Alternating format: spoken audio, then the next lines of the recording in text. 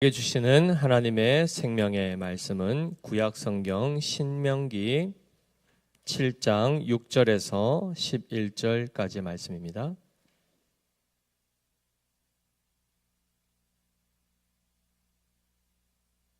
신명기 7장 6절에서 11절까지의 말씀을 우리 함께 교독하고 마지막 절은 합독하겠습니다.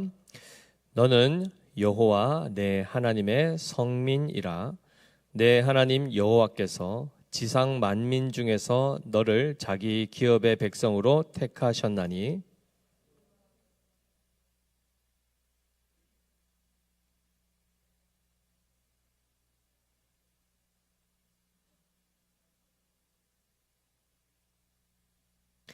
여호와께서 다만 너희를 사랑하심으로 말미암아 또는 너희의 조상들에게 하신 맹세를 지키려 하심으로 말미암아 자기의 권능의 손으로 너희를 인도하여 내시되 너희를 그 종 되었던 집에서 애굽 왕 바로의 손에서 속량하셨나니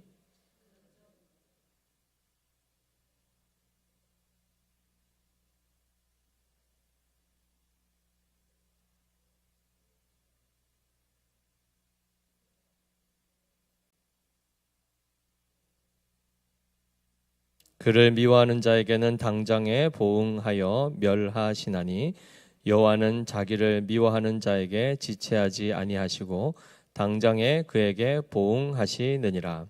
그런즉 너는 오늘 내가 내게 명하는 명령과 규례와 법도를 지켜 행할지니라. 아멘. 아멘. 오늘 이제 믿음의 네 번째 시간입니다. 성경을 통하여 하나님께서 우리에게 채우기를 원하시는 것, 또한 우리에게서 보고자 하시는 그 믿음이 무엇인지를 우리가 지금 계속 살펴오고 있는 가운데에 특별히 오늘 신명기 7장 말씀에서는 하나님께서 맹세하시고 그 하신 맹세를 지키시는 신실하신 하나님이심을 오늘 본문은 말씀하고 있습니다. 자, 쉽게 얘기하면 하나님은 인간을 향하여 약속을 하시고 또는 맹세를 하시는 분이시다라는 것인데 잘 생각해 보십시오. 하나님께서 우리한테 내가 너한테 이렇게 해주겠다라고 말씀하신 후에 그것을 꼭 지키실 필요가 있습니까? 없습니까? 쉽게 얘기하면 내가 누군가와 거래를 하고 계약을 체결할 때는 그 계약을 체결하는 내용 자체가 내가 당신에게 무엇을 줄 테니 당신도 무엇을 주십시오가 되는 것 아니겠습니까? 예를 들어 집 계약을 한다 그러면 이 집 주인은 2년 동안 이 집을 상대방에게 사용할 수 있는 권한을 주는 거죠. 그럼 그 상대방은 무엇을 제공하게 되어 있습니까? 비용을 제공하게 되어 있는 것입니다. 그렇게 해서 내가 상대로부터 뭔가를 얻을 것이 있을 때 내가 그것을 주는 경우 서로 거래가 이루어지게 되고 앞으로 이렇게 2년 동안 또는 얼마만큼의 금액이라는 것을 서로 정하여 그것을 반드시 이행할 것임을 확증하기 위해서 뭘 체결합니까? 계약서를 씁니다. 그리고 어떻게 하죠? 2장을 만들어서 겹쳐놓고 도장을 가운데 땅 찍죠. 찍는 이유가 뭡니까? 2장으로 각각 나누어서 한 장씩 가지고 있을 때 나중에 대조해서 보면은 이게 원본이 맞는지 아닌지 그렇게 해서 그 약속을 체결할 때는 반드시 쌍방 간의 이해관계가 맞아떨어질 때 약속을 하는 겁니다. 그럼 잘 보십시오. 하나님께서 이스라엘 백성과 약속을 하신다, 언약을 체결하신다라는 것은 하나님께서 그들에게 주고자 하는 것들은 엄청난 것입니다. 그런데 하나님이 그들로부터 받아낼 만한 것은 있습니까? 없습니까?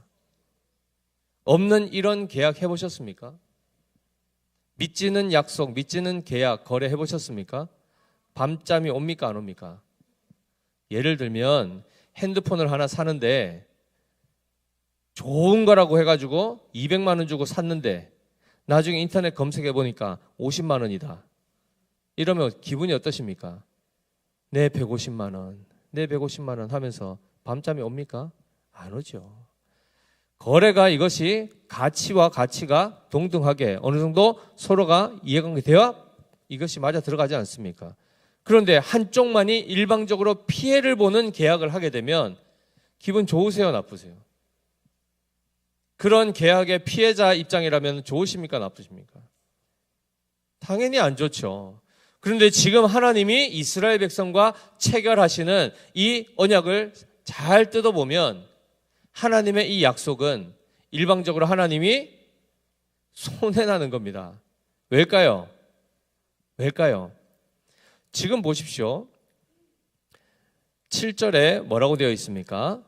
여호와께서 너희를 기뻐하시고 너희를 택하심은 너희가 다른 민족보다 수효가 많기 때문이 아니니라. 너희는 오히려 모든 민족 중에 가장 적으니라. 이렇게 되어 있습니다. 가장 적다라는 이 단어는 가치가 없다라는 뜻입니다. 한마디로 내가 택해서 내 백성 삼을 만한 어떤 그 가치도 없는 너희인데 내가 너희를 택했다는 겁니다. 그리고 쉽게 얘기하면 내가 너희의 하나님이 되어줘서 너희의 일생을 보호해주고 지켜주고 돌봐주겠다. 그리고 내가 너희의 하나님이 되고 너희는 내 백성이 될지라 입니다. 그런데 이스라엘 백성 쪽에서 내놓을 만한 게 있습니까, 없습니까? 아무것도 없다는 것이죠. 이런 거래가 어디 있습니까? 하나님 입장에서 보면 완전히 잘못한 거래요. 이스라엘 입장에서는요, 대박이죠. 초대박. 지출한 거 하나도 없이 40년 동안 광야에서 먹여주신다는 거 아닙니까? 그 시간 지나면 그 다음에 어떻게 한다는 겁니까? 새 땅 들어가면 집 한 채씩 준다는 거 아닙니까? 근데 청약도 안 부어도 된답니다. 그죠? 돈 10원 하나 안 내도 된답니다. 그리고 하나님이 자기들 다 지켜준답니다. 국방비 안 내도 된답니다. 이런 거래가 어디 있습니까? 이런 거래가. 하나님 입장에서는 굳이 하실 필요가 없는 거래 아닙니까? 하나님께 이득되는 게 하나도 없지 않습니까? 그들로부터 받아낼 것이 아무것도 없지 않습니까? 일방적으로 주시겠다는 이 약속. 그걸 지금 누구와 하고 있습니까? 이스라엘 백성과 하고 있습니다. 그런데 하나님께서 그들에게 이 언약을 체결하시고 하시는 말씀이 뭐죠? 내가 내 약속을 반드시 지키겠다라고 하십니다. 이 부분을 우리가 오늘 잘 살펴볼 텐데요. 하나님께서 왜 이런 무리한 약속을 하시고 그것도 상대방으로부터 얻어낼 거는 별로 없는데 일방적으로 그것을 하나하나 다 지켜가시는가? 더 나아가서 조건이라고 따진다면 너희가 내 백성 되는 것에 대해서 거부하지만 않으면 이 언약은 계속될 것이다 라고 하는데, 이 언약이 시작되어서 광야 40년 동안 이스라엘 백성들이 하나님 앞에 어떻게 반응했습니까? 어떻게 반응했습니까? 잘 따라갔습니까? 만족히 여기면서 늘 감사하면서 갔습니까? 맨날 뭐라고 했습니까? 거저 먹으면서도 무상급식을 받으면서도 뭐라고 합니까? 반찬이 이게 뭐냐, 국이 없네, 마늘이 없네, 양념이 짜네, 이러고 있는 겁니다. 뭐 돈을 냈습니까? 뭘 했습니까? 마치 누가 갑처럼 보입니까? 이스라엘 백성이 갑질을 하는 겁니다. 누구한테서요? 하나님한테. 거저 받아놓고도, 그리고 부어지는 그 역사가 엄청난 재물로 환원시킨다 하더라도 40년 동안 그들이 굶지 않았다는 얘기는 40평생 식대가 얼마나 들겠습니까? 수억 듭니다. 수억. 한 명입니까? 이스라엘 백성이 300만 명입니다. 적게는, 많게는. 적게는 200만 명부터. 그걸 받으면서 옷이 헤어졌습니까? 모든 적군들로부터 하나님이 그들을 지키셨지 않습니까? 그런데도 불구하고 그들은 끊임없이 불평했다는 거죠. 끊임없이. 오히려 그들이 슈퍼 을 중에 을도 안 되죠. 갑을 정도가 아니야. 갑을 병정 무기관식 저 밑에 밑바닥에 있는 그들이 하나님의 은혜로 지금 이 구원이 시작되고 있는데도 그들은 계속해서 불평하는 겁니다. 그런데도 하나님이 어떻게 하시죠? 그런데도 하나님 어떻게 하십니까? 오늘 신기한 것이 보십시오. 9절에 보면 뭐라고 되어 있냐면, 그런즉 너는 알라. 오직 내 하나님 여호와는 하나님이시요 신실하신 하나님이시라. 그를 사랑하고 그의 계명을 지키는 자에게는 어떻게 하신답니까? 천대까지 그의 언약을 이행하시며 인애를 베푸시되 그를 미워하는 자에게는 당장에 보응하여 멸하시나니 여호와는 자기를 미워하는 자에게 지체하지 아니하시고 당장에 그에게 보응하시느니라. 자, 하나님이 이렇게 하시는 분 같으면 지금 이스라엘 역사를 보셨지 않습니까? 하나님을 미워하는 자에게 어떻게 하신다고요? 당장에 보응하신답니다. 그러면 그들 하나님 미워한 적이 있습니까? 없습니까? 많죠. 벌써 다 아시죠? 그죠? 많단 말이죠. 그러면 여러 번 미워할 이유가 있습니까? 없습니까? 한 번만 미워해도 어떻게 됩니까? 바로 진멸이죠. 근데도 이들이 지금 광야를 몇 년 동안 살아나옵니까? 40년을. 그럼 하나님이 지금 어떻게 하고 계시는 거죠? 그들의 반응과 관계없이 지금 하나님이 일하신단 말이죠. 하나님의 언약, 하나님의 약속, 이것이 얼마나 신실한 것인지를 역사를 통하여 계속해서 이스라엘 백성이 알려주고 있습니다. 오늘 본문이 어디에 지금 기록되어 있는 본문입니까? 신명기입니다. 그러면 지금 광야가 시작된 시점입니까? 광야 생활이 끝날 시점입니까? 끝날 시점입니다. 그러면 하나님이 6절의 말씀처럼 너는 여호와 내 하나님의 성민이라 거룩한 백성이라 내 하나님 여호와께서 지상 만민 중에서 너를 자기 기업의 백성으로 택하셨나니 라고 하는 이 결정, 이 하나님의 택하심은 언제 이루어졌죠? 누가 얘기하셨습니까? 잘하셨습니다. 태초에 창세 전에 이미 하나님의 거룩하신 작정 안에 이미 다 이루어졌습니다. 그리고 실제로 이 약속을 언제 체결하십니까? 모세를 통하여 이스라엘 백성에게 알려주시지 않습니까? 그 역사의 시간 가운데 하나님이 이것을 깨닫게 하신 다음부터 이 약속은 언제 성취가 됩니까? 그로부터 40년 후에 말씀을 해주고 난 다음에 40년 후에 이루어진 일입니다. 자, 잘 따라오고 계시죠? 하나님의 약속은 이미 일이 이루어지기 훨씬 전에 약속을 체결하시는데 이때부터 해서 이 백성들이 쭉 역사를 지나가는 가운데 한 번도 그들 입장에서 약속에 신실한 적이 없단 말이죠. 근데 하나님이 어떻게 하셨습니까? 그들의 반역과 그들이 하나님을 마음으로 미워하는데도 불구하고 결국은 약속을 이루어내십니다. 잘 보시면 이 약속을 원래 이스라엘 백성의 출애굽한 1세대와 약속을 하셨는데 거기서 실제로 살아남아서 가나안 땅까지 들어간 사람은 여호수아와 갈렙뿐이라고 우리는 알고 있습니다. 물론 그에게 속한 가문은 다 들어갑니다. 그러면 2세대들 입장에서 보시면은 더 할 말이 없죠. 이들이 자기들과 하나님이 언약을 직접 체결한 게 아니지 않습니까? 누구와 한 겁니까? 하나님이 그의 조상들과 한 겁니다. 더 거슬러 올라가면 누구와 한 겁니까? 아브라함과 했단 말이죠. 더 거슬러 올라가 볼까요? 누가 합니까? 노아와 하십니다. 그리고 더 올라가면 아담과 이미 하나님이 언약이라는 약속을 체결하신단 말이죠. 그 하나님께서 바로 오늘 말씀하신 것처럼 내가 너희를 택한 이유가 너희 자신에게는 없다는 것을 말씀하고 있습니다. 그리고 실제로 너희에게 이것을 맡기면 너희는 반드시 실패할 것인 걸 주님이 아시죠. 하나님 아십니다. 그래서 어떻게 하셨다는 겁니까? 하나님이 그 모든 그들의 반응에도 불구하고 직접 하나님이 이 일들을 시작하시고 완성하신다라는 것을 보여주고 계십니다. 그래서 보시면 하나님께서 이미 그의 조상들을 어떻게 하셨죠? 조상 때부터 그들을 사랑하셨다는 겁니다. 8절에 나오지 않습니까? 여호와께서 다만 너희를 사랑하심으로 말미암아 또는 너희의 조상들에게 하신 맹세를 지키려 하심으로 말미암아 너희가 지금 이 자리에 있다는 것을 말씀합니다. 그러면 우리가 여기서 무엇을 살펴야 하는가? 하나님은 약속하시면 반드시 상대방의 어떤 반응을 넘어서서 한마디로 그의 방해에도 불구하고 하나님이 이것을 성취하시는 분이심을 최종적으로 드러내십니다. 그걸 통해서 뭘 나타내 보시려고 할까요? 내가 얼마나 신실한지를 나타내 보여주시되 하나님이 그냥 자기 자랑하려고 이거 하는 것입니까? 왜 신실하심을 나타내 보이시냐 말이죠.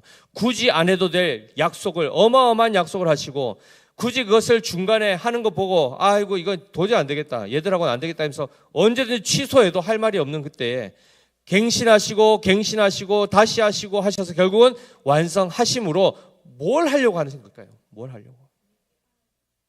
그렇죠. 바로 그 하나님이 누구신지를 알게 하실 뿐만 아니라 그들이 도대체 어떤 존재인지를 알게 하시는 이 두 가지 목적을 가지고 이 일들을 행하신다는 겁니다. 그래서 9절에 뭐라고 되어 있습니까? 그런즉 너는 알라. 그런즉 너는 알라. 뭘요? 오직 내 하나님 여호와는 하나님이시요 신실하신 하나님이신 것을 네가 이 모든 역사를 통하여 알게 되기를 원한다라는 것을 말하고 있습니다. 쉽게 얘기하면 우리가 하나님의 하나님 되심을 알지 못하면 우리는 우리의 정체성을 반드시 상실하게 되어 있습니다. 성경은 하나님이 전능하신 하나님이심을 나타내 보이시고 공의로우신 하나님이시며 사랑의 하나님이심을 나타내시면서 동시에 어떤 하나님이요? 신실하신 하나님이심을 나타내 보이십니다. 그 하나님을 경험해 보지 못하면 우리는 하나님을 온전히 신뢰할 수가 없는 것입니다. 그래서 하나님께서는 언약을 체결하실 때 쌍방 체결로 하십니까? 일방 체결하십니까?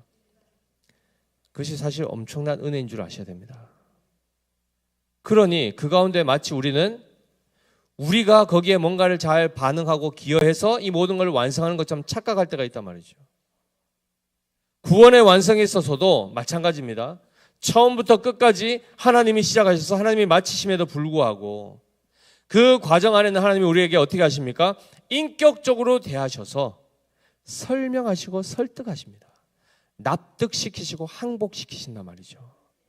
무섭게 하여서 굴복시키고 무릎 팍 꿇리는 게 아니고 하나님이 기다리시면서 하나님이 누구신지를 나타내 보이신단 말이죠. 끊임없이.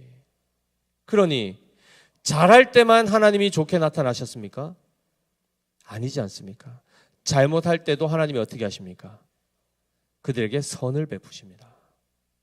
쉽게 얘기하면 잘못했을 때 하나님의 은혜를 경험하신 분들이 신앙생활을 제대로 하시게 됩니다.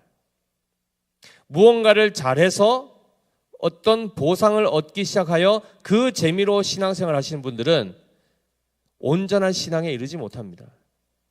왜 그럴까요? 자기가 뭔가 잘못했을 때 끊임없이 다가오는 불안감 때문에 구원의 취소가 될까 봐 늘 불안한 그 마음에 있죠. 그러니 하나님 앞에서 늘 까치발을 들고 잘못하면 안 될까 봐 혼나지 않으려고 뭔가를 하는 식이 돼버린단 말이죠. 그건 하나님이 기뻐하시는 관계가 아닙니다. 이해되십니까? 하나님은 우리가 잘못한 그때에도 하나님은 여전히 신실하심을 나타내 보이심으로 이러한 나를 하나님이 여전히 사랑하신단 말인가? 내가 이렇게도 온전하지 못하고 약속도 늘 어기며 늘 불완전한 이 상태에 있는데도 하나님은 나를 버리지 아니하신단 말인가? 자, 버리지는 않더라도 그래도 정말 사랑하신다는 말인가? 나는 나에게 그렇게 내가 하나님께 하듯이 하는 자들에 대해서 도저히 용납이 안 되고 믿을 수가 없어서 관계를 끊고 싶은데 하나님은 그렇지 않으신가? 이러한 실제적인 삶 가운데 하나님과의 씨름이 있어야 되는 겁니다. 그저 믿음하면 산을 어떻게 하면 옮길 수 있는가? 믿음. 내 질병 어떻게 하면 나을 수 있는가? 믿음. 어떤 문제를 해결하고 나의 욕구, 나의 요구를 충족시키기 위한 하나의 수단과 방편으로 믿음을 꺼내고 그리고 그 믿음을 그런 차원에서 더 많은 걸 얻고자 더 큰 믿음을 달라고 하는 식으로 믿음을 수단화하면 이것은 잘못된 신앙이라는 것입니다. 이해되십니까? 하나님께서 우리에게 원하시는 것은 하나님이 누군지를 제발 좀 알기를 원한다는 겁니다. 하나님, 나는 하나님께 관심도 없고요. 그냥 내 문제 해결해 주는데 믿음만 필요하다니까 믿어 드릴게요. 그러니까 문제 좀 빨리 해결해 주십시오. 이렇게 오는 것은 온전한 신앙이 아닙니다. 엄밀히 얘기하면 우상 숭배입니다. 하나님이란 이름만 부를 뿐 우상 숭배하는 것입니다. 돌이켜야 되는 것이죠. 그것은 우리에게 하나님 목적하신 그 신앙이 아니라는 것을 철저히 깨달으셔야 됩니다. 그러다 보니 하나님, 내가 예를 들면 어떤 진급을 해야 되고, 그렇죠? 어떤 난관을 극복해야 되는데 하나님, 저는 할 수 없습니다. 근데 하나님은 할 수 있다고 하시는데, 내가 하나님만 믿으면 이 모든 것이 이루어진다고 하니까 내가 한번 믿어보겠습니다, 이렇게 할 수는 있겠죠. 그런데 지난번 보셨지 않습니까? 믿음의 결과가 똑같았습니까? 달랐습니까? 잘 믿은 결과로 아벨은 어떻게 됐죠? 죽었단 말이죠. 잘 믿은 결과로 에녹은 어떻게 됐습니까? 죽지 않고 살아서 승천했단 말이죠.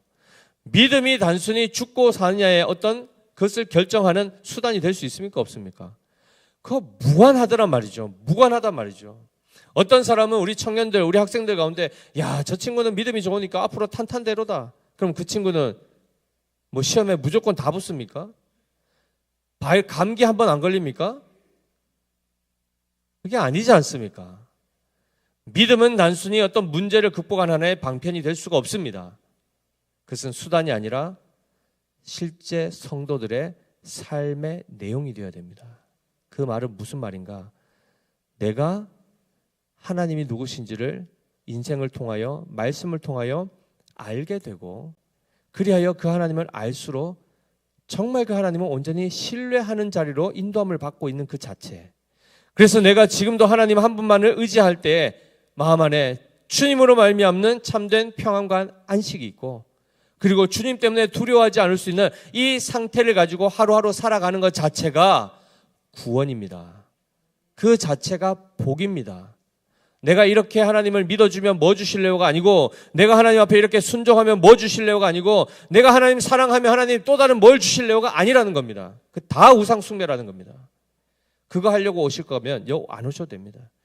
어차피 하나님께는 관심도 없고 그저 내 문제 해결할 것 같으면 굳이 멀리까지 안 오셔도 됩니다. 집 가까이 그냥 절에 가셔도 되고, 온갖 다른 것에 뭐 종교할 것도 없죠. 그냥 옛날 우리 선조들처럼 새벽에 물 떠놓고 천지신명이여 비나이다 비나이다 하시면 됩니다.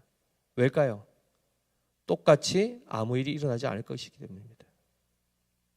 우상은 없을 뿐만 아니라 하나님도 그런 식으로 천지신명처럼 대하듯이, 다른 우상 대하듯이 나의 그저 육체 타락한 본성을 따라 그가 추구하고 있는 어떤 세상적인 복을 구하는 것에 하나님은 그것을 기쁨으로 허락하지 않으십니다. 그러한 차원으로 하나님이 우리 하나님 되기를 거부하신단 말이죠.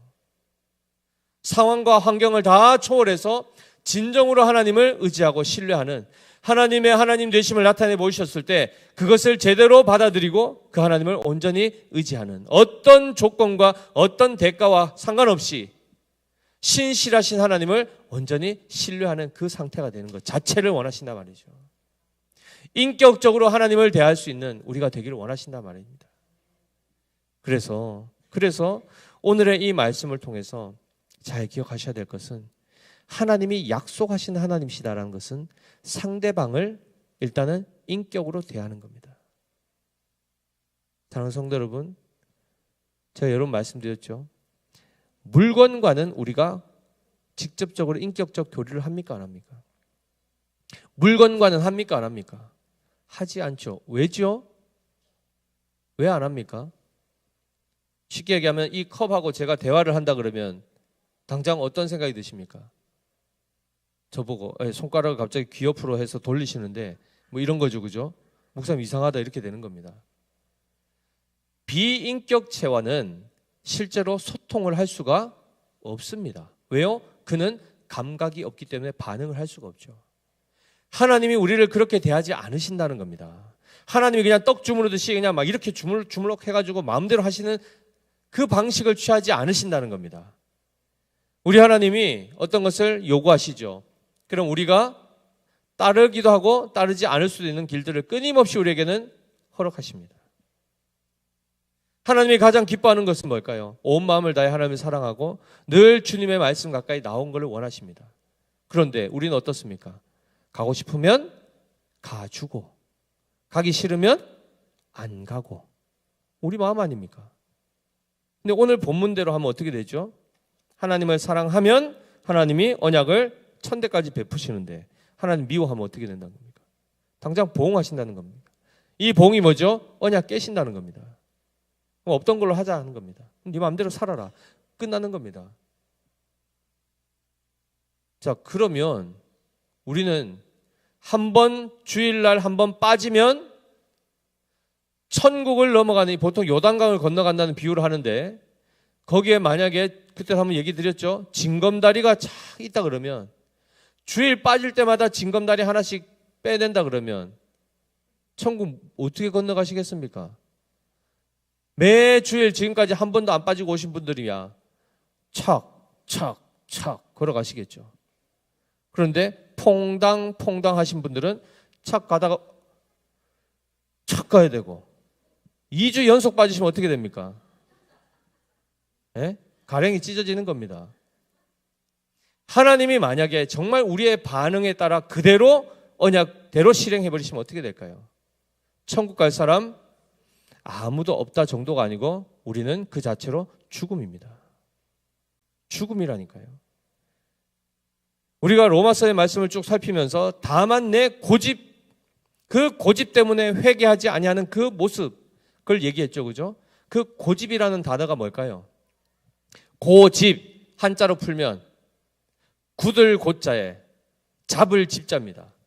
그럼 굳게 잡다, 좋은 뜻입니까? 나쁜 뜻입니까? 좋은 뜻이죠. 우리 예수님 어떻게 해야 됩니까? 꽉 붙잡아야 되지 않습니까? 고집을 부려야 됩니다. 하나님을 믿는 거에 있어서. 이거 놓으면 안 됩니다. 그렇죠? 그런데 원래 그 단어의 원어의 뜻은 뭐냐? 무감각하다는 것입니다. 감각이 없는 자라는 뜻입니다. 그리고 완고하다는 것인데 어떤 차원에서요? 하나님께로 돌이키지 않으려고 하는 그 완고함이라는 겁니다. 그것이 우리들 안에 꽉 차 있단 말이죠. 감각 없는 자가 된 것 자체가 이미 죽음이란 말입니다. 이미 죽은 자라는 겁니다. 반응하지 못하는 것 자체가. 하나님에 대하여 우리의 양심이 살아있고 하나님에 대한 마음이 열려있고 귀가 열려있어서 그 음성 듣기를 사모하고 내가 어느 정도 이제 살만 하니까 아이고 뭐 새벽까지 굳이 나갈 필요 있는가, 그냥 일요일에 한 번씩만 가면 되고, 아이고 뭐 꼭 현장에 가서 들어야 하나, 코로나 때도 한 3, 4년 동안 그냥 영상으로 했는데도 뭐 은혜가 되는 것 같던데, 이러면서 점점 하나님 앞에 나오는 것 자체를 꺼려하게 되고 우리의 육신의 게으름을 따라 그저 피곤하면 안 나가고 그래서 좀 쌩쌩하고 기분이 좋으면 나가주고, 이 행태 자체가 그대로 하나님이 징계하신다 그러면 여기 살아남을 자 아무도 없습니다. 반대로 얘기하면 우리가 지금 이 자리에 이렇게 있을 수 있는 것, 신실하지 않음에도 불구하고 여전히 사랑을 받고 여전히 하나님이 우리가 나오면 언제든지 인상 찌그리지 않으시고 밝게 맞아주시는 이것이 하나님이 바보십니까? 네? 하나님이 뭔가 이렇게 좀 나사가 좀 풀리신 겁니까? 우리는 이 하나님에 대해서 그 하나님의 은혜가 얼마나 큰지 우리는 잘 깨닫지 못합니다. 그저 언제든지 오면 받아주니까 허허 받아주고 하니까 가고 싶으면 가주고 가기 싫으면 안 가고 내 마음대로 하죠. 그러나 정말 하나님이 이 은혜를 멈춰버리신다면 어떻게 하실 겁니까? 정말 그때는 어떻게 하실 겁니까? 그때는 두려워서 막 오겠죠. 그죠? 구원 취소될까 봐. 예를 들면 10번 빠진다 그러면, 전 인생 중에 10번 빠지면은 구원 취소된다 그러면 한 9번까지는 빠지다가 마지막 10번째 한 번 남으면 어떻게 됩니까?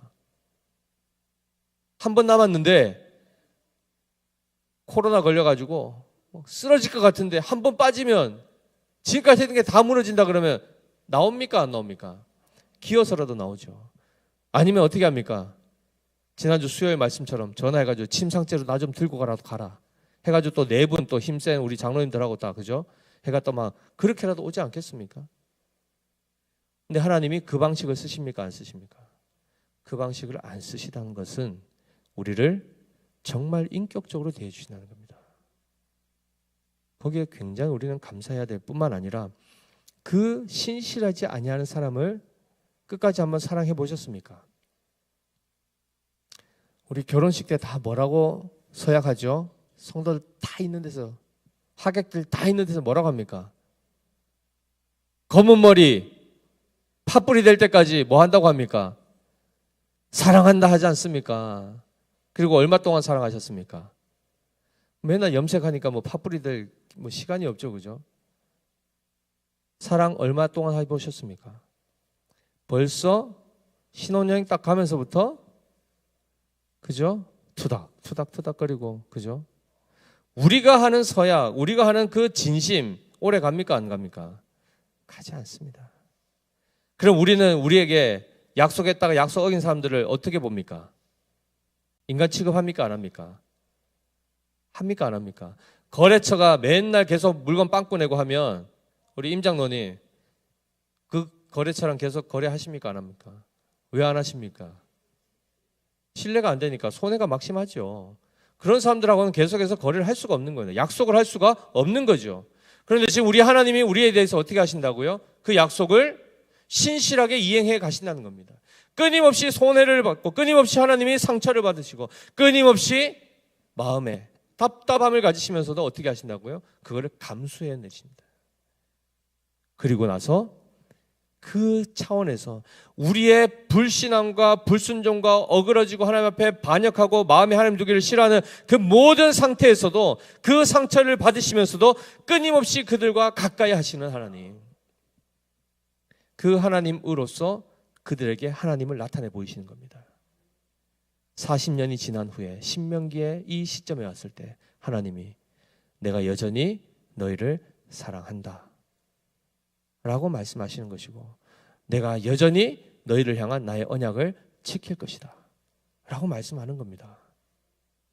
자, 그러면 이 정도로 우리를 사랑하시고 이 정도로 약속을 지키면 신실하게 하셔서 그 약속대로 우리를 지키시는 하나님이시라면, 이스라엘 백성의 입장이라면 그 하나님 어떻게 대하는 게 맞습니까? 어떻게 하는 게 맞습니까? 정말 조금이라도 양심이 살아있으면 어떻게 해야 될까요? 감사해야 되지 않겠습니까? 고마워해야 되지 않겠습니까?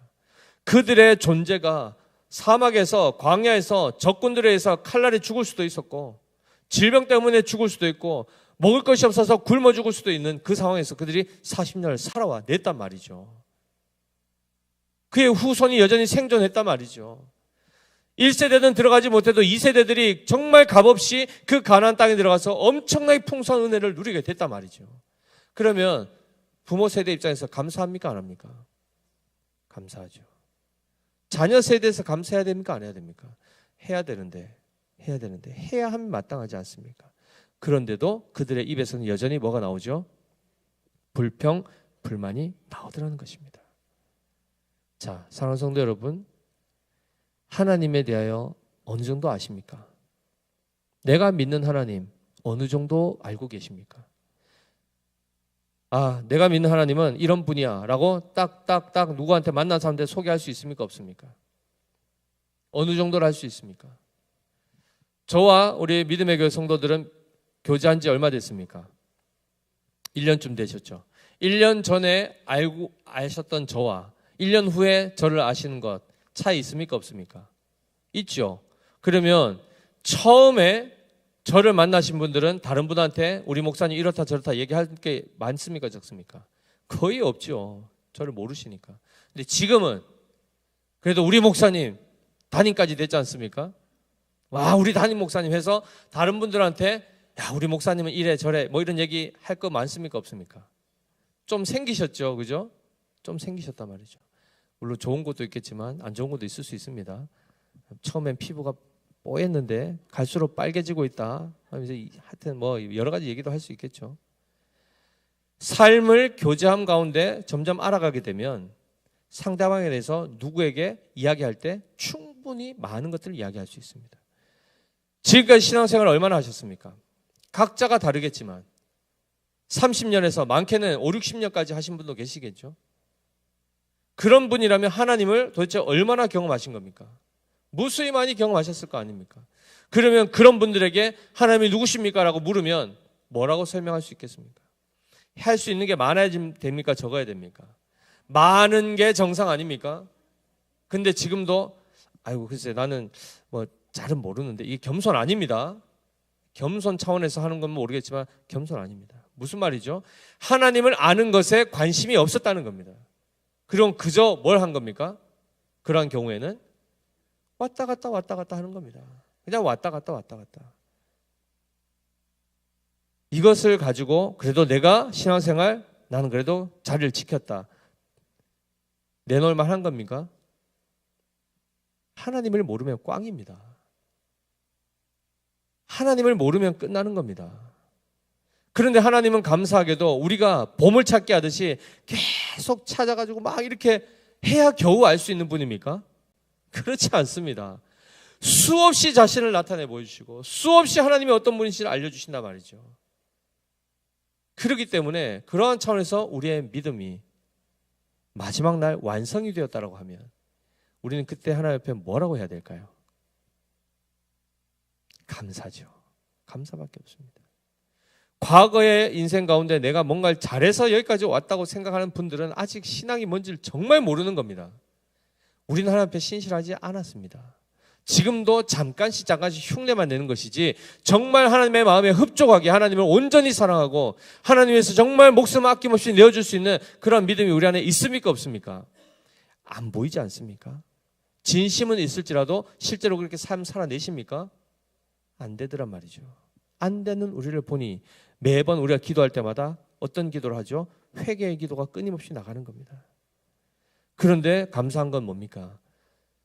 하나님의 신실하심이 결국 나를 믿음의 사람이 되게 하더라는 겁니다. 아멘이시죠? 결국 그 자리에 누가 완성하시는가? 하나님이.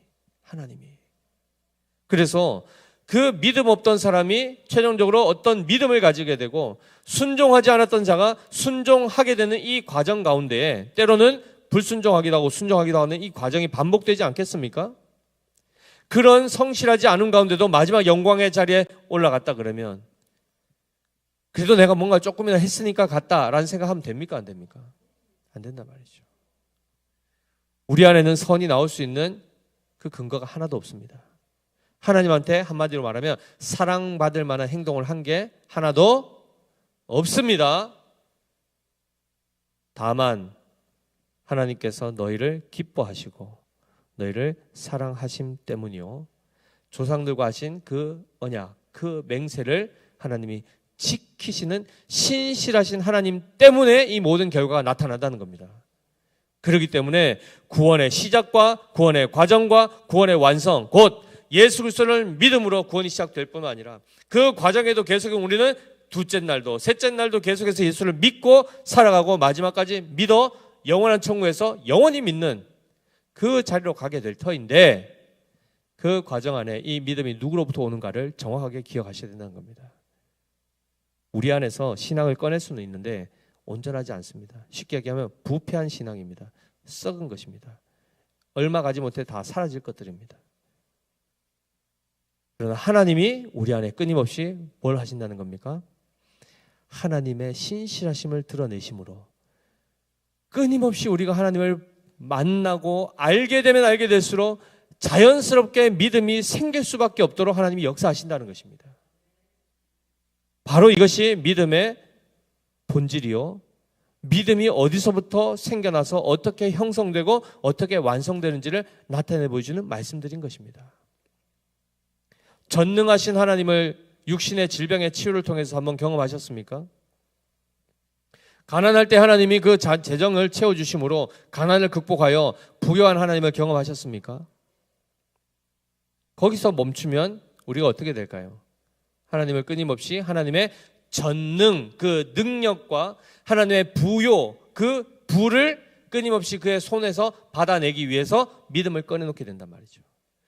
하나님께는 관심이 없고 그 손에 있는 힘과 재물만을 우리는 추구하게 된다는 겁니다. 그런데 거기에 더하여 오늘 하나님이 자신을 어떻게 나타내십니까? 하나님은 신실하신 하나님이시다라고 하는 겁니다. 그러면 이 신실하신 하나님 앞에 가서는 우리 뭘 달라 할 겁니까?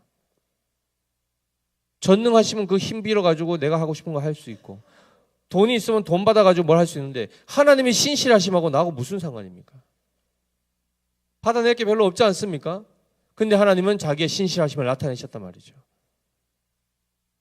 하나님의 성실하심과 신실하심을 우리로 하여금 보게 하실 때 우리에게 무엇이 생긴다는 겁니까? 믿음이 생긴다는 겁니다. 믿음은 우리가 만들어내서 꺼내놓는 게 아니고 열매로서 하나님의 그 신실하심의 결과물로 우리 안에 열매로 주어지는 것들입니다. 아멘이십니까? 그래서 이 믿음이 은혜로부터 주어지게 되면 그 믿음은 반드시 자라가게 되어 있습니다. 왜죠? 하나님이 계속해서 물을 주시고 하나님이 계속해서 자라게 하시기 때문입니다. 그래서 우리가 이 시간 우리가 분명히 기억해야 될 것은 이 믿음을 절대로 수단화해서는 안 되고 하나님이 누구신지를 끊임없이 일생 가운데 관심을 거기에 둬야 된다는 겁니다. 내 자신의 상처에 자꾸 머물지 마십시오. 내 시선은 지금 거기에 있어야 될 게 아닙니다. 우리의 모든 시선은 다 누구에게 가야 됩니까? 하나님께 가야 되는 겁니다. 하나님께. 하나님의 손에 있는 어떤 부귀 영화가 아니라 하나님을 봐야 되는 것입니다. 그래서 베드로도 바다 위를 건널 때 처음에 누구 봤습니까? 예수님만 봤단 말이죠. 그 다음에 뭘 봤죠? 풍랑을 봤단 말이죠. 어떻게 됐습니까? 그 즉시 빠졌습니다. 그 모든 사건들은 결국 우리로 하여금 우리가 나갈 방향이 어딘지를 분명히 가르쳐 주는 건 아니겠습니까? 오직 신실하신 그 하나님 자체에게 그 자신에게 우리의 시선과 마음을 투어야 될 줄 믿습니다. 이것이 하나님이 원하시는 참된 믿음입니다. 더 나아가서 바로 이 믿음은 곧 하나님을 사랑하게 합니다. 하나님을 알면 알수록 하나님을 가까이 하고 신뢰하면 할수록 하나님은 정말 우리를 사랑하시는 하나님이신 것을 깨닫게 되죠. 그러면 자연스럽게 우리 안에서 하나님을 향한 사랑의 마음이 열매로 맺혀지는 것입니다. 그러니 하나님을 빼놓고 혼자 마치 불교에서 참선하고 수영하듯이 갈고 닦아서 연습해가지고 가서 짜잔 하고 하나님 내가 하나님 사랑합니다 꺼내놓을 수 있는 겁니까? 그거 하지 마시라는 겁니다. 그렇게 해서 결코 믿음을 결코 사랑을 꺼내놓은 사람이 없습니다. 어떻게 하면 됩니까? 아까 말씀드린 것처럼 바로 그 찾아오시는 하나님, 그 하나님 앞에 그 안에 온전히 거하면 이 열매들은 자동적으로 맺혀진다는 원리를 기억하셔야 됩니다.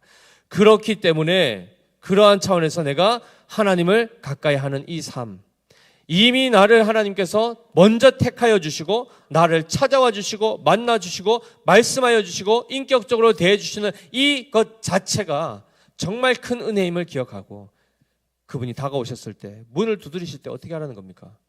얼른 가서 뛰어나가서 문 열어드리라는 겁니다. 이해되십니까? 처음에는 됩니까? 안 됩니까? 그것이 안 됩니다. 그런데 신기한 것은 처음에는 할 수 없었던 어떤 이런 것들을 하나님의 도우심으로 일어나게 하십니다. 일으키십니다. 그 다음에는 어떻게 하시는가? 하나님이 우리 스스로도 할 수 있도록 하는 방식을 취하십니다. 이게 무슨 말인가? 걸음마를 아이를 시켜보면 처음에 엄마 아빠 잡아줍니까? 안 잡아줍니까? 잡아주죠.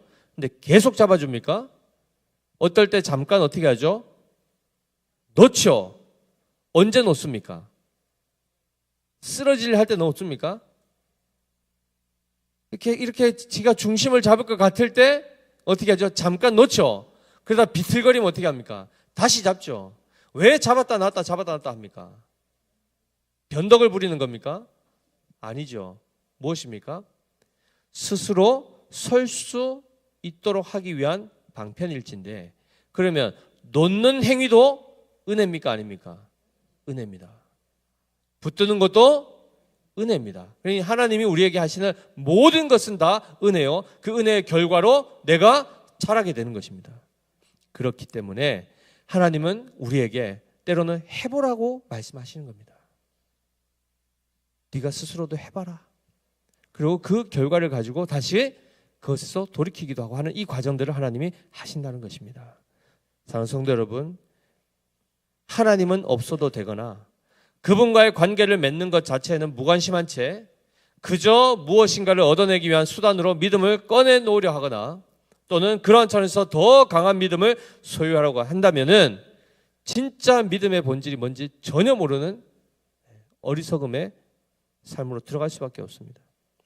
하나님을 믿는 믿음 그 자체가 삶이 되어야 되고 예수 그리스도를 믿는 그 믿음 그리고 그분을 더 신뢰하고 사랑하는 것 자체가 복임을 기억하시면서 우리가 이제는 뭘 고민해야 되냐면 먹을 거 마실 거 입을 거 고민하는 게 아니고 뭘 고민해야 될까요? 어떻게 하면 내가 하나님을 더 깊이 알 수 있을까? 내가 어떻게 하면 하나님을 더 신뢰할 수 있을까? 내가 어떻게 하면 하나님을 더 사랑하는 자리로 나아갈 수 있을까? 이걸 고민하셔야 되는 겁니다. 이걸 가지고 씨름하며 이걸 가지고 기도하며 하나님 앞에 나아갈 때에 실제로 그 삶이 열매 맺게 되는 것을 보게 될 것입니다. 그래서 우리의 모든 시선과 우리의 모든 마음을 그 주님께 온전히 두고 날마다 그 주님과 함께 교제하며 살아가는 이 삶, 이 삶으로 지금 하나님이 인도하신단 말이죠. 그러니 영적인 눈이 열리면 그 손길이 보입니다. 그러면 그것을 따르게 되어 있습니다. 그러니 어둠 가운데 있을 때 하나님께 기도할 것은 우리의 눈을 열어주시고 하나님이 일하시는 방식을 깨닫게 해달라고 기도하는 겁니다. 아멘이시죠? 그래서 이 믿음이 우리 성도들 안에 어린아이부터 바른 믿음이 들어가야 되고 그 믿음 안에 자라가야 되는 것입니다. 아멘이시죠? 그래서 하나님이 먼저 약속하시고 하나님이 이끄시는 그 이끄심 안에서 우리의 믿음이 자란다는 것을 기억하심으로 더 그 길을 사모하시고 그 길로 인도하실 때 손길 뿌리치지 마시고 더 그 자리를 기쁨으로 나오시길 바랍니다. 나는 이 정도면 됐다. 됩니까? 어느 정도면 만족하시겠습니까? 하나님은 그리스도의 장성한 분량이 충만한 자리까지입니다. 어떤 분이 물었습니다. 사랑의 한계가 어디까지일까요? 어디까지일까요? 우리는 그 한계 알려줘도 그 가늠도 못합니다. 하나님은 어디까지라 했습니까? 하나님의 사랑의 분량까지입니다. 부담되시죠 벌써? 그거 우리 보고 알아서 해오라는, 집에 가 숙제해가지고 알아서 숙제 검사하라고 안 하십니다. 하나님이 끊임없이 그것을 채우실 것입니다. 그 은혜 안에 있음을 기억하셔서 우리 것 꺼내려고 하지 마시고 우리 안에 하나님이 하나하나 채우고 계시다는 사실을 기억하셔서 그 신실하심 안에서 구원의 확신을 누리는 겁니다. 그 신실하심 때문에 우리가 구원이 완성된다는 사실을 기억하시므로 모든 신앙의 그 모든 구원의 그 근거를 누구에게 둬야 될까요? 신실하신 하나님께 두는 겁니다. 그런 차원에서 조급해하지 마십시오. 낙심할 필요가 없습니다. 왜요? 하나님은 신실하시기 때문입니다.